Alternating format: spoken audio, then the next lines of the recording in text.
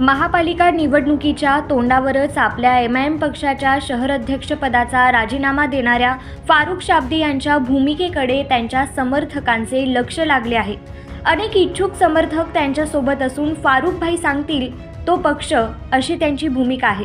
परंतु महानगरपालिका निवडणुकीच्या उमेदवारी अर्ज भरण्याचा मंगळवार आज शेवटचा दिवस असल्याने आजच्या दिवसमध्ये बऱ्याच राजकीय घडामोडी घडणार आहेत।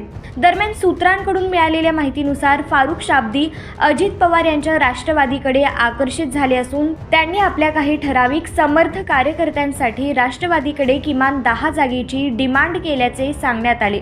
सोमवारी दिवसभरात शाब्दी यांच्या राष्ट्रवादी काँग्रेसच्या सोलापूरच्या स्थानिक पदाधिकाऱ्यांसोबत बैठका झाल्याचे सुद्धा समोर आले आहे। शाब्दी यांची नजर 16, 20, 14 आणि 22 या 4 प्रभागांवर असून या 4 प्रभागातून किमान 10 जागा ते मागत असल्याचे सांगण्यात आले। या 4 प्रभागातील अनेक मुस्लिम नेते शाब्दी यांच्या या भूमिकेकडे लक्ष ठेवून आहेत। त्यानंतरच दुपारी काही जण निर्णय घेणार असल्याचे सांगण्यात आले।